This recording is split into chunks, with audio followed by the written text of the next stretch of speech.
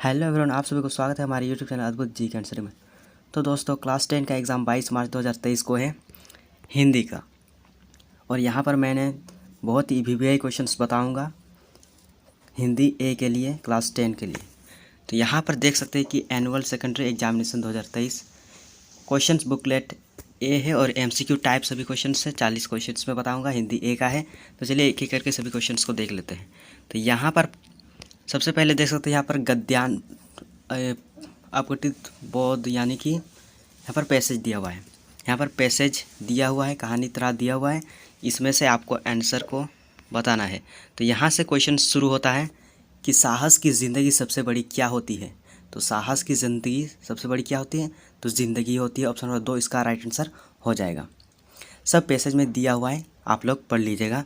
अगर आप वीडियो रोक कर पढ़ना चाहते हैं तो यहाँ पर आप लोग पढ़ सकते हैं। चलिए नेक्स्ट क्वेश्चन देखते हैं। नेक्स्ट क्वेश्चन कर रहा है कि जनमत की अपेक्षा करके जीने वाला आदमी दुनिया की असली क्या होता है। तो दुनिया की असली होता है ताकत। ऑप्शन नंबर 1 इसका राइट आंसर हो जाएगा। किस मनुष्य की पहली पहचान यह है कि वह किसी के बारे में कोई चिंता नहीं करता। तो उसका आंसर है ऑप्शन नंबर 4 साहस। जनमत शब्द कौन समास है। जनमत शब्द कौन समास है, तो तत्पुरुष समास है। ऑप्शन नंबर 3 इसका राइट आंसर हो जाएगा। अड़ोस पड़ोस को देखकर चलना यह कैसा जीव का काम है। अड़ोस पड़ोस देखकर चलना ये कैसा जीव का काम है, तो ये एक साधारण जीव का काम है। ऑप्शन नंबर 1 इसका राइट आंसर हो जाएगा। चलिए आगे बढ़ते हैं। आगे यहाँ पर देख सकते हैं, यहाँ पर भी कहानी तरह पोयम की तरह दिया हुआ है। इसको आप लोग पढ़ लीजिएगा या फिर आपके एग्ज़ाम में भी इसी तरह का पोयम देखने के लिए मिलेगा और इसमें से ही आपका क्वेश्चंस आएगा। तो यहाँ पर क्वेश्चंस पूछा गया है, हंस लो 2 क्षण खुशी मिलेगी, हंस लो 2 क्षण खुशी मिली वरना जीवन भर क्या है। तो ये आपका इसका जो आंसर हो जाएगा, क्वेश्चन नंबर 6 का जो आंसर होगा ऑप्शन नंबर 2 क्रंदन। नेक्स्ट बढ़ते हैं। नेक्स्ट यहाँ पर दूर तलक किसकी गाथा है। दूर तलक किसकी गाथा है, तो दूर तलक आपका धरती की गाथा है। ऑप्शन नंबर 4 इसका राइट आंसर हो जाएगा। नील गगन का एक शब्द क्या होगा। नील गगन का एक शब्द क्या होगा, तो 8 का जो आंसर हो जाएगा ऑप्शन नंबर 2 हो जाएगा नीलांबर। नेक्स्ट बढ़ते हैं। खिलता फूल क्या हो जाता है। खिलता फूल क्या हो जाता है, तो खिलता फूल आपका हो जाता है मलान। खिलता फूल आपका मलान हो जाता है। जब सावन घन गिर जाते हैं तब कौन छिप जाता है। तब कौन छिप जाता है, तो आपका क्वेश्चन नंबर 10 का जो आंसर हो जाएगा ऑप्शन नंबर 2 शशि। यहाँ पर व्याकरण आ जाता है खंड ख व्याकरण। व्याकरण में आपका इस प्रकार का क्वेश्चन आता है, देख सकते हैं कि निम्न में से किस वाक्य में आक्रामक क्रिया है। आक्रामक क्रिया किस वाक्य में है, तो ये इसका जो आंसर हो जाएगा ऑप्शन नंबर 1 हो जाएगा बच्चा खेल रहा है। निम्न में से कौन सा वाक्य सक्रमक क्रिया का उदाहरण है। सक्रमक क्रिया का उदाहरण है कौन सा है, तो वह रोटी खा रहा है, ये आपका सक्रमक उदाहरण है। गुरु का एक अर्थ होता है। गुरु का एक अर्थ होता है, गुरु का अर्थ हम लोग जानते हैं अध्यापक, लेकिन यहाँ पर अध्यापक नहीं होगा। गुरु का मतलब यहाँ पर कुछ और यानी भारी हो जाएगा। ऑप्शन नंबर 4 इसका राइट आंसर हो जाएगा। निम्न में से कौन श्वेत का अनेकार्थी शब्द नहीं है। श्वेत का अनेकार्थी शब्द नहीं है, तो सफ़ेद श्वेत का ही है, उजाला भी श्वेत का ही है, सफ़ेद भी श्वेत का ही, लेकिन श्याम आपका श्वेत का अनेकार्थी शब्द नहीं है। इसके लिए इसका जो आंसर हो जाएगा ऑप्शन नंबर 1। आजीवन कौन समास है। आजीवन कौन समास है, तो आजीवन जो होगा वो आपका ऑप्शन नंबर 2 अव्ययीभाव समास होगा।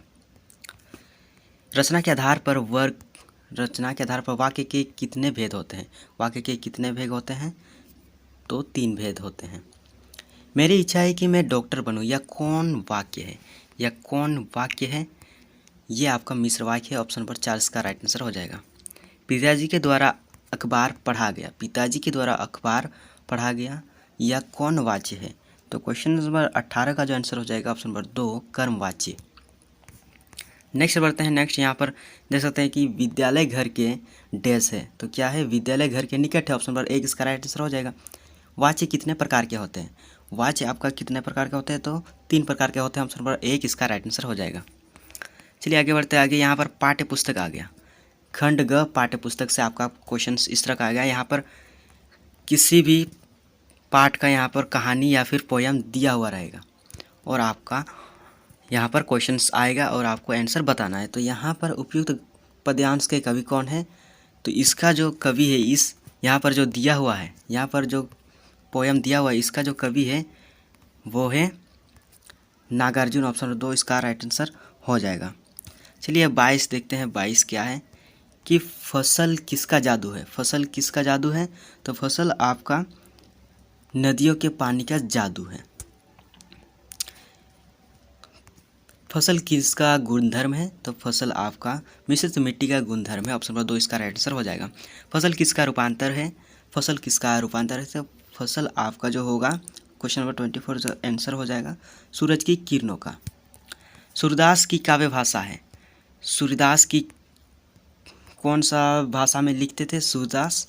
तो सूरदास जो है वो ब्रज भाषा में लिखते हैं और तुलसीदास अवधी भाषा में। तुलसीदास अवधी भाषा में लिखते हैं और सूरदास ब्रज भाषा में। गोपियों ने किसे भगवान कहा है? गोपियों ने किसे भगवान कहा है? तो गोपियों ने उद्धव को भगवान कहा है। नेक्स्ट देखते हैं। उत्साह कविता में कवि ने किसे गरजने को कहा है? तो बादल को गरजने को कहा है। ऑप्शन नंबर 2 इसका राइट आंसर। विकल विकल उन्मन थे उन्मन पंकित किस कविता की है? ये किस कविता की है? तो क्वेश्चन नंबर 28 का जो आंसर हो जाएगा ऑप्शन नंबर 1 उत्साह। यहाँ पर भी कहानी दिया हुआ है, यहाँ पर छोटा कहानी दिया हुआ है जो आपका नेताजी का चश्मा, नेताजी का चश्मा से आपका लिया गया है ये कहानी। और यहाँ से क्वेश्चंस पूछा गया है क्या कि प्रस्तुत गद्यांश के लेखक कौन है? तो ये आपका ऑप्शन नंबर 1 स्वयं प्रकाश हो जाएगा। आगे देख सकते हैं कि हालदार साहब को क्या अच्छा नहीं लगा। हालदार साहब को क्या अच्छा नहीं लगा? तो पान वाले द्वारा एक देशभक्त का मजाक उड़ाया जाना, ये अच्छा नहीं लगा हालदार साहब को। ऑप्शन नंबर 2 इसका राइट आंसर हो जाएगा। बूढ़ा मरियल सा लंगड़ा आदमी कौन था? तो बूढ़ा मरियल सा लंगड़ा आदमी कैप्टन था। ऑप्शन नंबर 3 इसका राइट आंसर हो जाएगा। कैप्टन क्या काम करता था? तो कैप्टन फेरी लगाता था, चश्मा बेचता था। ऑप्शन नंबर 4 इसका राइट आंसर हो जाएगा। बाल गोविंद भगत किस प्रकार का पाठ है? तो बाल गोविंद भगत जो है वो रेखाचित्र पाठ है, कहानी नहीं है, रेखाचित्र पाठ है। बाल गोविंद भगत किस कद के आदमी थे? मंझोले टाइप के आदमी थे बाल गोविंद भगत। ऑप्शन नंबर 4 इसका राइट आंसर हो जाएगा। नेक्स्ट देखते हैं कि बाल गोविंद भगत साहब किनको मानते थे? तो कबीर को साहब मानते थे। जो भी दान दक्षिणा मिलता था तो सबसे पहले कबीर को चढ़ाते थे, इसके बाद अपने लिए रखते थे। ऑप्शन नंबर 1 इसका राइट आंसर हो जाएगा। क्वेश्चन नंबर 36 क्या होगा? यहाँ पर देख सकते हैं कि बाल गोविंद भगत की संगीत साधना का चरम उत्कर्ष किस दिन देखा गया? किस दिन देखा गया? तो जब उसका बेटा मर गया तब देखा गया, जिस दिन उनका बेटा मरा था। ऑप्शन नंबर 4 इसका राइट आंसर हो जाएगा। यहाँ भी फिर कहानी दिया हुआ है, फिर छोटा सा कहानी दिया हुआ है और क्वेश्चन से यहाँ पर क्या है कि प्रस्तुत गद्यांश के लेखक कौन है? तो इसका जो लेखक है क्वेश्चन नंबर 37 का जो आंसर होगा शिवपूजन सहाय। चलिए आगे बढ़ते हैं। कड़वा तेल किस तेल को कहते हैं? तो कड़वा तेल हम लोग जानते ही होंगे, सरसों का तेल। ऑप्शन नंबर 4 इसका राइट आंसर। लेखक की माँ काजल कहाँ लगाती थी? तो काजल लेखक की माँ नाभि और आँख में लगाती थी। लास्ट क्वेश्चन है कि लेखक किसकी गोद में सिसकते बाहर निकलते थे? किसकी गोद में लेखक? तो वो है यहाँ पर देख सकते हैं 39 का जो आंसर होगा ऑप्शन नंबर 2 होगा नाभि और लीलार में। और चलिए यहाँ पर क्वेश्चन नंबर 40 का लास्ट क्वेश्चन का आंसर होगा वो आपका हो जाएगा बाबूजी की गोद में। Option number 1। इसके साथ बहुत ही इम्पोर्टेंट सवाल मैंने आपको करा दिया जो आपके बोर्ड एग्जाम में बहुत ही आने का चांसेस है। तो मिलते हैं नेक्स्ट वीडियो में, तब तक के लिए जय हिंद जय भारत, धन्यवाद।